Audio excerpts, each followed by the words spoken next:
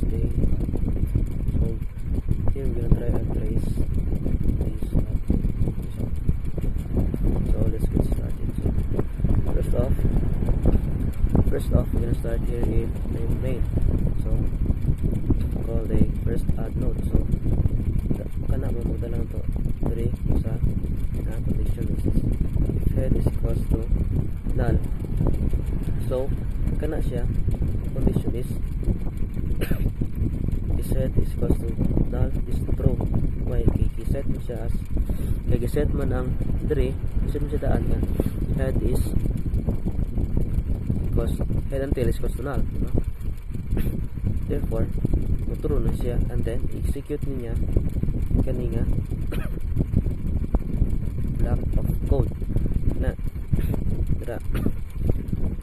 So kay-call mo ito na si kuan baga nga new node na skillet o pa siya na-assign as head siya. So dire both head and tail will point to new node. So ang head to tail kan siya na tring apart mo siya mag-assign as ang itong new node to siya na mag head ugang tail. Then yung previous pointer is ma-assign sa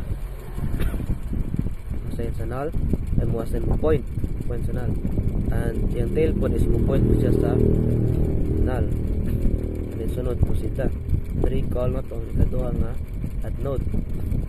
So call na ito nga add node. So 3 if head is equals to null, so siya dili false na siya kay naputang naman itong value of head is kaniha, diba? 1 is kani 1. Therefore di na siya mo true, false na siya. And then kanina nga block of code ang iyang i-execute kana kanina nga block of code yung execute kana nga block of code. So tail that next equals to new node. So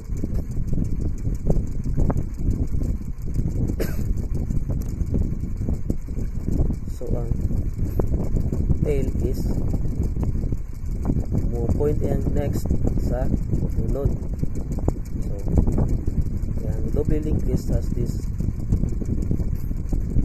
previous pointer and the next pointer, which is kaniya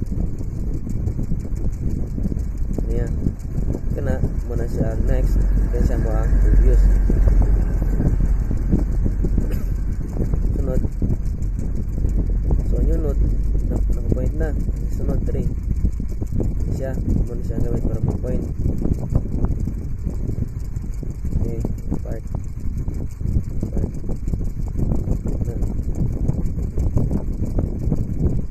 kana. So i-point ang katong una tong i-assign katong node 1 sa buong node. So then the new node is mo-point sa previous ng tail which is siya ng una nga node. So and then ang setup is mo sa kani siya kani and then ang katong new node mo na siya mahimong bago nga tail.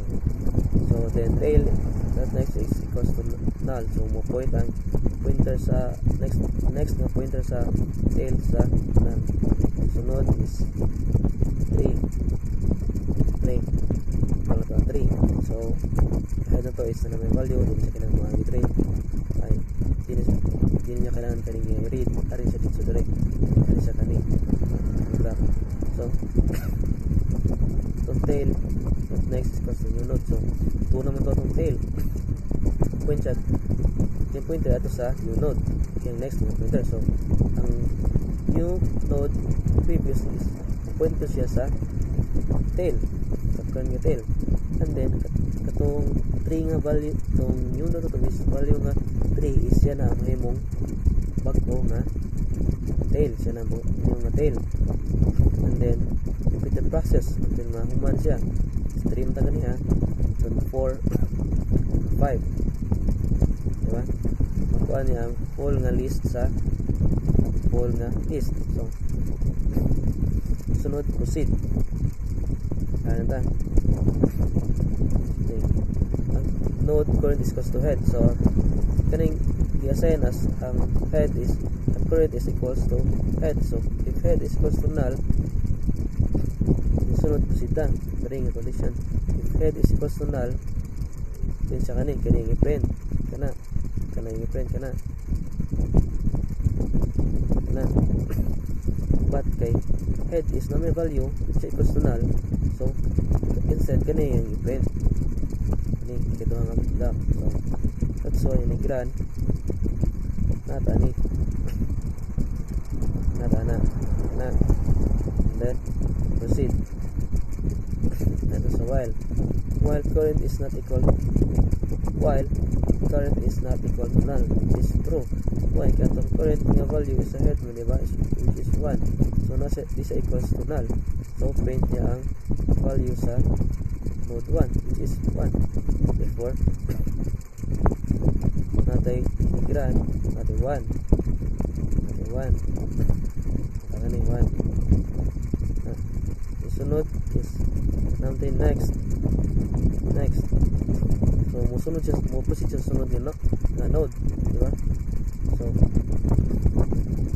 therefore ang value sa second node man kay 2, ang value sa current is 2 na pod, which is current is not equal to null, true gyapon.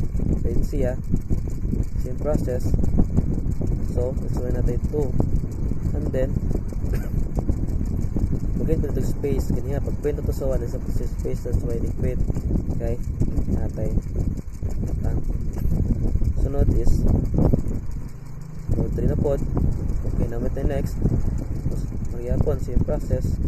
The current is node 3, which is still not equal to null, and then so true gyapon, print in space, then proceed next same process to program siya masyag until ma-print ni tanan, marin yung tanan ng value sa list until this na kanina yung print, which is after na ikuma na kay umit niya if current is sunod niyang kuan is null naman, if so mo false siya kanina yung print yun.